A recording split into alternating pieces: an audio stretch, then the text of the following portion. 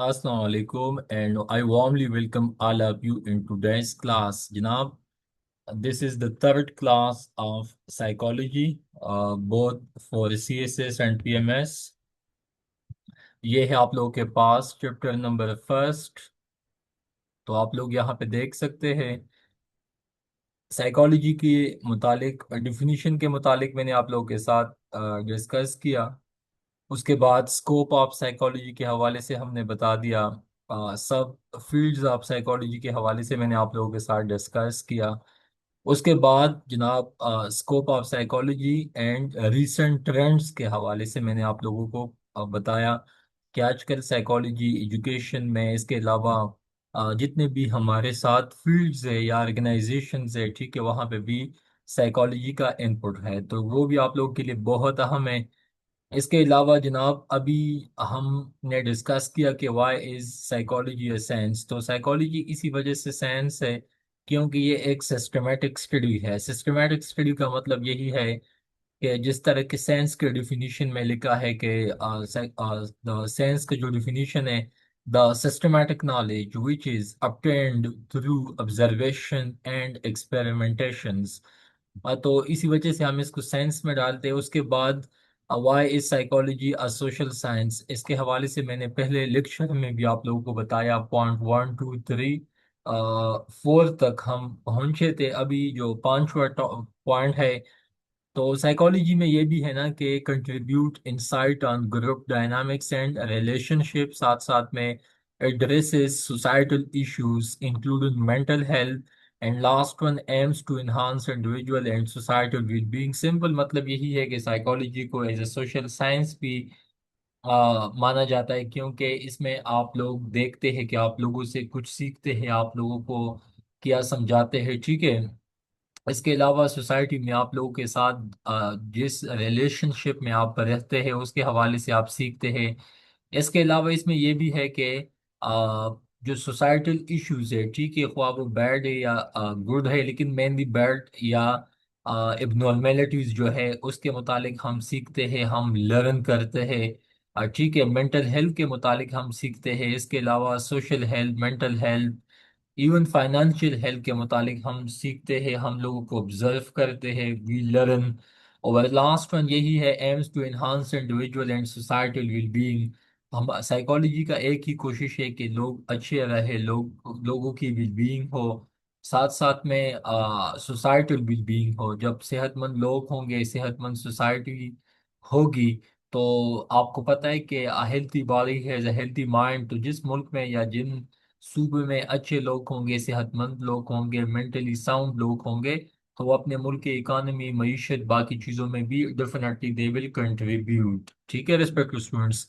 आगे different fields of psychology. तो psychology में आपके पास सोशल साइकोलॉजी, इंडस्ट्रियल या organisational psychology, educational psychology, sports psychology, clinical psychology. आपको पता है इससे पहले इंडिया पाकिस्तान का जो मैच था वर्ल्ड कप में, तो इंडियन टीम के साथ अपने साइकोलॉजिस्ट थे। साइकोलॉजिस्ट इवन पाकिस्तान टीम के साथ भी साइकोलॉजिस्ट थे, ताकि आप लोग प्रेशर को हैंडल करें, अपने इमोशंस को, अपने मेंटल हेल्थ को। आपने दबाव में नहीं आना, आपने प्रेशर में नहीं आना, आपने मोटिवेशन को लूज नहीं करना। एजुकेशनल साइकोलॉजी में आजकल स्कूल्स में भी एजुकेशनिस्ट के साथ साथ साइकोलॉजिस्ट भी होते हैं। बच्चों को वो ट्रेन करते हैं जिन सब्जेक्ट्स में या जिन फील्ड्स में उनका इंक्लिनेशन होता है, अटेंशन होता है या इंटरेस्ट होता है, बच्चों को उस साइड पे डाइवर्ट किया जाता है, उनको इंक्लाइन किया जाता है। उसके बाद रिस्पेक्टिव स्टूडेंट्स आगे हम देखें emergence of psychology is a science. तो ये तो एज सच पेपर में नहीं आता, लेकिन आप लोगों को ये पता होना चाहिए कि साइकोलॉजी हमारे साथ first of all as a science कब वजूद में आया था, 1900 सेंचुरी में। ठीक है। और आप लोगों को बताते चलूं कि उस टाइम सीन कुछ यूं था कि कुछ साइंटिस्ट ने डाउट स्टार्ट किया था। मतलब इन्होंने इंट्रोस्पेक्शन किया। मतलब उनको डाउट था, बाद में उन लोगों ने अपने आप को एनालाइज किया, इंट्रोस्पेक्शन किया। ठीक है। और बाद में उनको लगा कि इनको अपने अंदर जान के भी हमें बहुत कुछ सीखने को, लर्निंग को मिल सकता है। लेकिन बाद में जॉन वाटसन साहब साहब जो थे, ये भी एक साइकोलॉजिस्ट थे, उसने फोकस किया कि हमें अपने we can not see thoughts, ठीक है, लेकिन हम जो चीज़ों को देख सकते हैं, जो चीज़ें टेंजिबल है, जो हम ऑब्जर्व कर सकते हैं, जो हम देख सकते हैं, उनसे हमें बहुत कुछ सीखने को मिल सकता है। ठीक है। So this idea led to behaviourism and made psychology a real science. आपको पता है कि सबसे पहले मैंने बताया ना कि 1900 सेंचुरी में ये आप इसको यूं समझे कि बाकायदा इसका स्टार्ट लिया गया था, लेकिन बाद में आप लोग देख ले कि जॉन वॉटसन साहब ने फर्स्ट ऑफ ऑल फोकस किया था कि we can not see thoughts but we can see, we can observe things या ऑब्जेक्ट्स, या we measure, we weigh, we analyse, we you can say touch, मतलब you can say things या objects.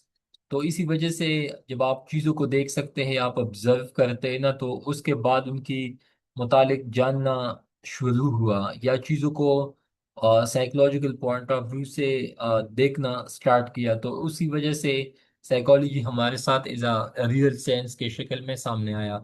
उसके बाद अगर आप लोग देख लो जनाब, the emergence of psychology. So psychology का जो कंसेप्ट है, फर्स्ट ऑफ ऑल विल इलम वुंडर्ट या वुंडर्ट साहब इन शॉर्ट, ये एक जर्मन फिलोसफर थे।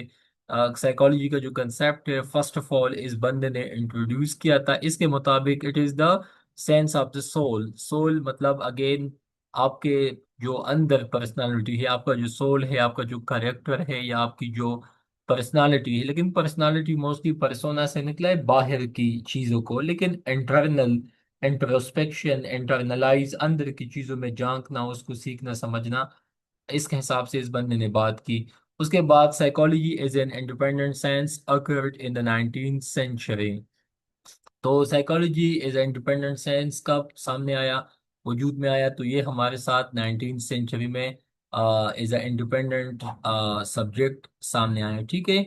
उसके बाद रिस्पेक्टिव स्टूडेंट्स आगे आप लोग देख सकते हैं हमारे साथ, ये था इमरजेंस ऑफ साइकोलॉजी। बस ये कुछ कंसेप्ट से सिंपल शॉर्ट शॉर्ट जो कि आप लोगों ने सीखने हैं। अभी ये आप लोग देख सकते हैं कि साइकोलॉजी एज अ साइंस या गोल्स ऑफ साइकोलॉजी। तो गोल्स ऑफ साइकोलॉजी में आप लोगों को ये बात बताते चलूँ रिस्पेक्टेड स्टूडेंट्स कि साइकोलॉजी के गोल्स क्या है। तो साइकोलॉजी आपको डिस्क्रिप्शन बताता है, एक्सप्लेनेशन बताता है, प्रेडिक्शन एंड मॉडिफाई बिहेवियर। ये स्लाइड ऊपर भी था, लेकिन वहां पे मैंने आप लोगों को एज सच डिटेल में नहीं बताया। वो चीज अभी मैं आप लोगों को यहाँ पे बताता हूँ। ठीक है। एंड यहाँ पे आप लोगों ने इसको समझना है, देखना है। जैसा कि डिस्क्रिप्शन का यहाँ पे क्या मतलब है, डिस्क्रिप्शन में आप देख सकते हैं कि हाउ, एक्सप्लेनेशन में वाई, प्रोडक्शन में प्रोडक्ट, एंड कंट्रोल का मतलब है टू ओवरकम या टू चेंज बिहेवियर। मिसाल के तौर पर डिस्क्रिप्शन में यही है ना कि how people feel, think and act. हम इसमें ये देखते हैं ना कि लोग किस तरह बिहेव करते हैं, how they observe thing, how they act.